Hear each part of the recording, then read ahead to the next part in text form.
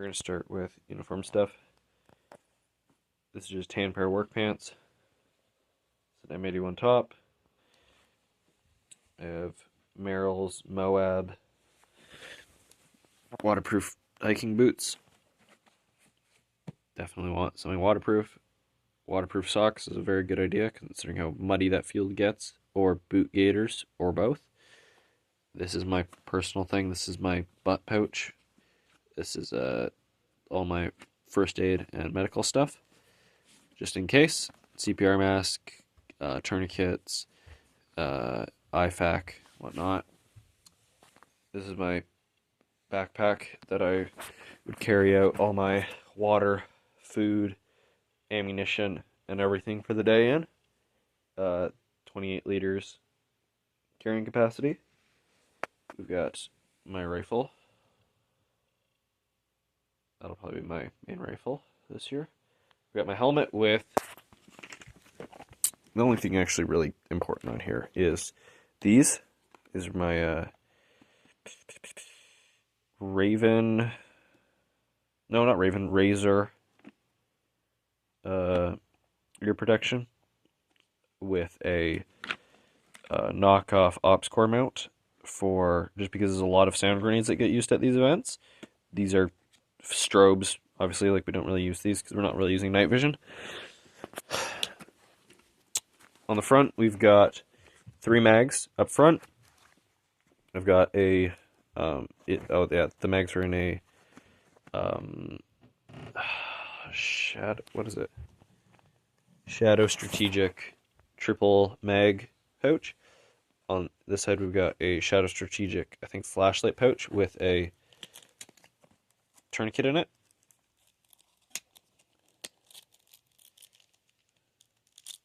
Just clips up nice and easy. This is just a nice easy access thing. Here we've got another Shadow Strategic general purpose pouch with a compass, a Sharpie, focus, medical gloves, and a multi-tool. That's everything in that pouch. This is my dangler pouch. This holds batteries, can put mags, can probably have 2 speed loaders in here. This is also where I keep my kill rag. Nice and easy access pouch.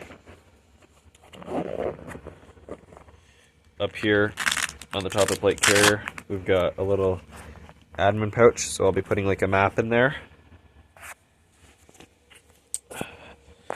Up here, we've got a Baofeng, more of a police style push-to-talk microphone that is wired back here to my Baofeng radio that is inside a reproduction Faro Concepts grenade back placard. This is a reproduction Faro Concepts PCV5. So then in these pouches we've got some grenades. Hopefully put Travis's grenades in there soon. With little quick detach things so people can grab grenades off my back and chuck them. This pouch here is just another general purpose pouch. Haven't really decided what's going to go in here yet. Water, more grenades, more mags. No, not mags. Grenades probably. Or water are going to go in there. I do have quick detach buckles coming for this cummerbund. I've got some pads from a load bearing belt just to make this a little bit more comfortable. On this side, I've got a United States Marine Corps first aid kit pouch that is actually my munitions bag. So we'll have ammo and probably like an Nalgene water bottle in here. These are really nice. These are like $6. Great pouches for general purpose pouches, or if you were running a machine gun pouches.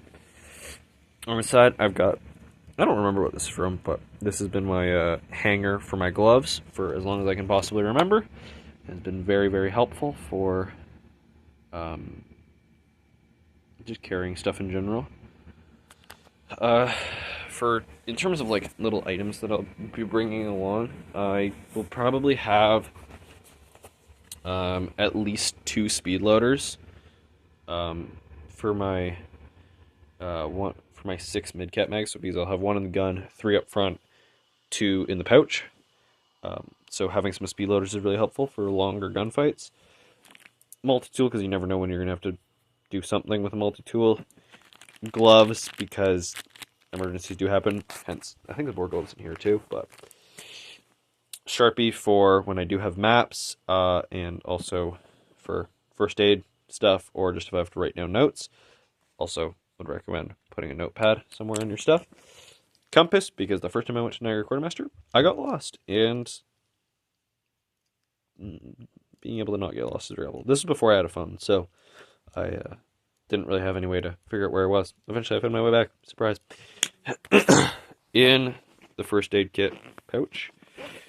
This could also be for water, but right now I've got first aid in it. I've got little basic band-aids stuff.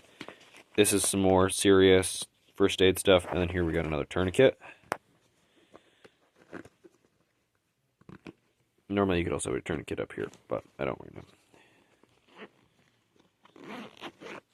In here, got a compact first aid CPR mask and some zip cuffs, because this is also my car bag.